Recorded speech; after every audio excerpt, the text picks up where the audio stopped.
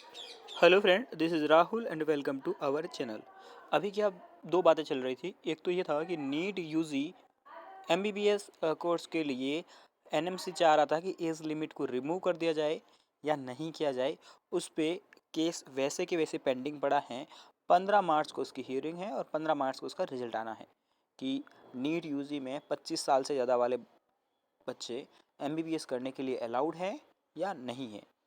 मैं बता दूं आपको, जनरल के लिए एज लिमिट 25 साल अगर लगती है तो ठीक है, लेकिन हम सब उसका अपोज करते हैं क्योंकि किसी भी कोर्स के लिए कोई एंटर में नहीं होनी चाहिए, एंट्री के लिए कोई भी एज लिमिट नहीं होनी चाहिए, किसी कंट्री में नहीं होती है।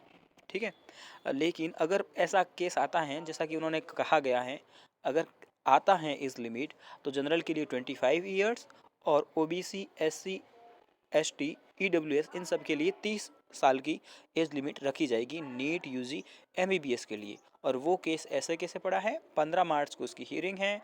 और कोटा के सबसे फेमस टीचर, ये बाकी तो ना कोचिंग जो है ना, वो तो टुच्ची पुच्ची कोचिंग है जो अपने नाम के लिए पैसों के लिए काम करती हैं।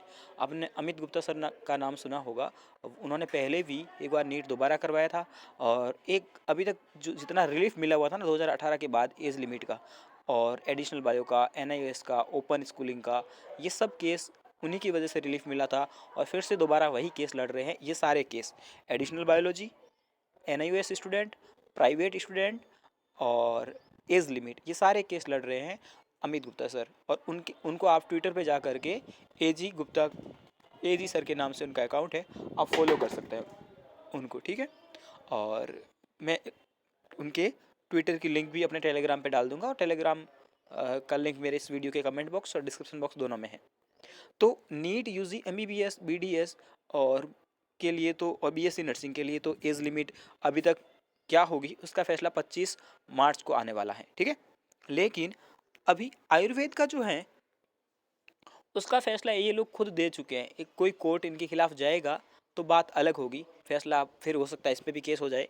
लेकिन अभी एक बार एनएमसी ने, और ये जो आयुर्वेद वाला जो भी है मतलब इनका एजेंसी, उन्होंने ये कह दिया है कि 17 से 25 साल का कोई अगर बच्चा है, कम से कम उसकी एज 17 होनी चाहिए और मैक्सिमम उसकी 25 होनी चाहिए, वही बीएमएस कोर्स में एडमिशन ले सकते हैं। ये बात सिर्फ आयुर्वेद बीएमएस के लिए आया है। ठीक है, मतलब 25 साल से ज़्यादा के बच्चे आयुर्वेद नहीं कर पाएंगे।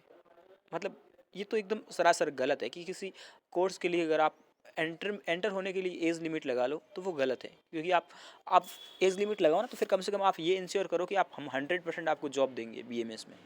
तो आप एज लिमिट लगाते हुए भी अच्छे लगते हो। अब एज बीएमएस जनरली करते कौन है, मैं बोल रहा हूँ कि देखिए, फर्स्ट ऑफ ऑल कि बीएमएस एक बहुत ज़्यादा अच्छी चीज़ है एमबीबीएस से भी। लेकिन हमारे इस एजुकेशन सिस्टम ने बीएमएस को मतलब इतना कमज़ोर कर दिया है कि बीएमएस मतलब कुछ, बीएमएस अच्छा है लेकिन बीएमएस को, ये जो सरकारी तंत्र है इन्होंने बीएमएस को खोखला करके रखा हुआ है पूरा, कि बीएमएस को आगे बढ़ने ही नहीं दिया जा रहा। बाकी एमबीबीएस से भी अच्छा कोर्स है, मतलब बीएमएस एक अच्छी चीज़ है जो इलाज वगैरह के लिए। लेकिन अब इसमें एज लिमिट लगा दिए और दूसरी इसमें इसी में हेडिंग देगी, बढ़ेगी अब प्रोफेसर की सैलरी। अब प्रोफेसर जो वहाँ पढ़ाता है ना, उसको कितना पैसा मिलेगा, 1,77,500 रुपये। मतलब कि बीएमएस कराने वाले को, टीचर को इतनी सैलरी मिलेगी। टीचर की सैलरी बढ़ा रहे हैं ये लोग, अपना तो फ़ायदा कर रहे हैं और स्टूडेंट का कर रहे हैं लॉस।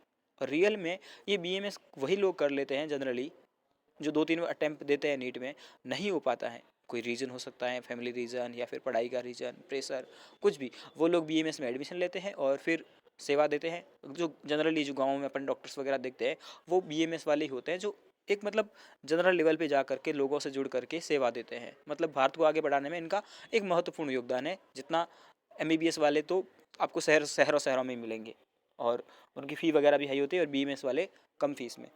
लेकिन अब उसके साथ में भी ये एक नाइंसाफ़ी होने वाली है कि अब इनकी एज लिमिट कर दी गई है और प्रोफेसर्स की सैलरी बढ़ा रहे हैं। मतलब कि जो इस सिस्टम में लोग लगे हुए ना, वो अपना तो खूब भला कर रहे हैं, जितना मलाई खा सकते हैं खा रहे हैं और स्टूडेंट्स का लॉस कर रहे हैं। तो अब आपको यही है कि मतलब ये एक तरह से बीएमएस को कम करने का तरीका है, क्योंकि बीएमएस जनरली वही करते हैं।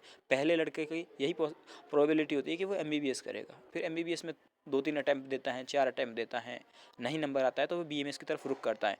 तब तक उसकी एज हो जाएगी और जब एज हो जाती है तब ये फिर ये इसको आउट कर देंगे। तो ये समझ में नहीं आ रहा, ये एकदम से गलत है। और अगर आप इससे अफेक्ट होते हैं तो आप एजी सर से बात कर सकते हैं और उनको ट्वीट करके, या फिर आप खुद भी इसके खिलाफ जा सकते हैं केस कोर्ट में। और आगे क्या इन्फॉर्मेशन रहेगी, क्या नीट यूजी में भी एज लिमिट लगेगी, उस सारे अपडेट के लिए आप हमें फॉलो कर सकते हैं टेलीग्राम पे और यूट्यूब दोनों पे। थैंक यू, है ना।